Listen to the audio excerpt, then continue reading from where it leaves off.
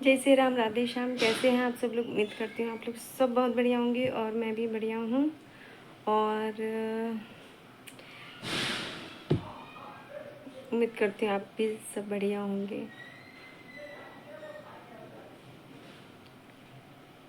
बाहर थोड़ी सी आवाज़ आ रही थी तो मैं वहाँ पे मेरा ध्यान लग गया था कि क्या बात, मतलब क्या हो गया। और अभी काफ़ी दिनों से ना मेरी तबीयत ठीक नहीं है, चाहे आप कह लो गर्मी की वजह से, चाहे कैसे भी, पर गर्मी नहीं, गर्मी एक अलग चीज़ है, ठीक है। लेकिन मतलब कभी कुछ मुझे हो ही रहा है, तो मेरी तबीयत ख़राब होती जा रही है। तो जैसे कि आप मेरी शक्ल देख ही सकते हैं कि मेरी शक्ल कैसी बैंड बजी हुई है मेरी शक्ल की। तो क्योंकि मुझे क्या होता है कि किसी चीज़ को मैं सोच लेती हूँ ना, देख, तो मेरे दिमाग में बहुत ज़्यादा टेंशन हो जाती है कि किसी भी चीज़ को लेके। जैसे कि अभी जो कांड हुआ था, ये राजा वाला, जो इंदौर के राजा थे, उनके साथ जो हुआ हादसा, इसे हादसे ही कहूँगे, उनके साथ बहुत ज़्यादा गलत हुआ। और इसी को देखते ना मुझे ये डर लगता है कि तब क्या होगा, आज की जो जनरेशन है, होगा क्या उसके साथ। बहुत डर लगता है क्योंकि बेटा वो भी था किसी का, और मेरे पास भी बेटा है एक। तो ये सोच सोच के बहुत डर लगता है कि भगवान, कैसे कोई लड़की आएगी, कैसे क्या होगा, कैसे क्या नहीं होगा, कुछ समझ में नहीं आता है। वो लड़का कितना सीधा था, उसकी फैमिली कितनी अच्छी थी, लेकिन वो लड़की को जब शादी नहीं करनी थी तो मना कर दी थी। किसी की जान तो नहीं लेती भाई, किसी का बेटा था, है ना। और तूने तो अपनी ज़िंदगी उसके साथ स्टार्ट भी नहीं करी थी और सब कुछ ख़त्म कर दिया। और अपने जिसके साथ फेरे लिए, सब कुछ किया ना, उसी को तूने मतलब मौत के घाट उतार दिया। अपनी आंखों के सामने सब कुछ हो, उसके सामने हो रहा था, तो इसीलिए कैसे कैसा समय आ गया है।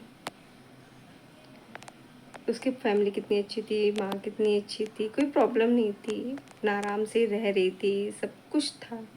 लेकिन कहते हैं ना, इंसान को कभी कभार कुछ अच्छा ज़्यादा सूट नहीं होता है, तो इसीलिए मैं दूसरी लाइट जला लेती हूँ ना, थोड़ा सा अंधेरा आ रहा है ना, दूसरी लाइट जला लेती हूँ। अब क्लियरिटी आ रही है ना। तो यही सोच सोच के मुझे मेरा दम निकलता है कि भगवान कैसे, मतलब देखो, आप किसी की शक्ल देख के आ जाते हो, लेकिन उसके अंदर नहीं देख के आ सकते कि उसके मन में अंदर क्या चल रहा है, क्या नहीं चल रहा है। और दूसरी बात, देखो, कोई भी हो ना, मैं भी एक माँ हूँ, ऐसी बात नहीं है कि माँ नहीं हूँ, मैं भी एक माँ हूँ। लेकिन सबसे ज़्यादा मुझे अपने बच्चों के बारे में सब कुछ पता होता है। जितना उसके पापा को नहीं पता होता है, उतना मुझे पता होता है मेरे बच्चों के बारे में। तो उसकी सोनम सोनम रघुवंशी था उसका नाम, ठाकुर ही थी। तो उसके मैं माँ को कैसे नहीं पता होगा कि उसकी बेटी कैसे है, कैसी नहीं है, कैसे क्या कर रही है, क्या नहीं कर रही है। तो ऐसा मैं पॉसिबल मानती नहीं हूँ। मैं तो कहूँ उसकी माँ को भी जेल हो जाए, क्योंकि उसमें भी उसी का हाथ है भैया। एक पूरे परिवार को ही इन लोग, मतलब सोनम के घर वालों को भी जेल होनी चाहिए सोनम के साथ साथ, क्योंकि भाई घर में क्या हो रहा है, क्या चल रहा है, क्या नहीं चल रहा है, माँ बाप को पता होता है, बाप को नहीं पता होता है, क्योंकि भैया वो दो एक कमाने का बाहर जाता है कमाने के लिए, है ना। लेकिन एक माँ को सब कुछ पता होता है कि हमारे बच्चे फ़ोन पे किससे क्या बात कर रहे हैं, फ़ोन पे क्या बात कर रहे हैं, फ़ोन चला रहे हैं तो क्या वो कर रहे हैं, है ना, कहीं जा रहे हैं, किसके साथ जा रहे हैं, ये सब पता होता है एक माँ को। मुझे भी अपने बच्चों के बारे में सब कुछ पता है कि मेरे बच्चे कैसे हैं, कैसे नहीं हैं, सब कुछ पता होता है। तो उसकी माँ कहती है कि हमें इस बारे में कुछ भी नहीं पता। ऐसे कैसे हो सकता है कि उसकी माँ को नहीं पता?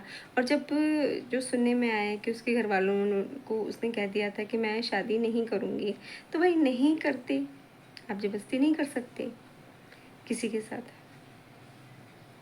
जीना उसको है, किसके साथ खुश रहना चाहती है, किसके साथ नहीं खुश रहना चाहती है, तो वो भी तो मायने रखता है ना।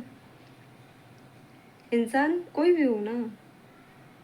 अब वो कहती है, मतलब ये भी मैंने देखा था कि उसका स्टेटमेंट था, उसमें मैंने देखा था कि उसने अपने पापा के अटैक की वजह से शादी करी थी कि उसके पापा को अटैक ना पड़े। अब उसके पापा कहाँ गए? अब उसके पापा को अटैक क्यों नहीं हुआ? इतनी बड़ी घटना हो गई, उनकी बेटी ने कर दी, तो अब अटैक क्यों नहीं पड़ा?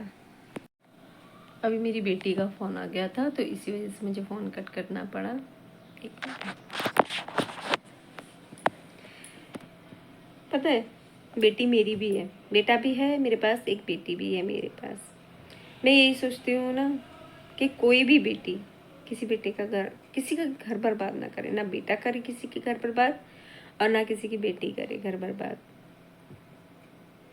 मैं यही जाना है, मतलब यही चाहती हूँ यार।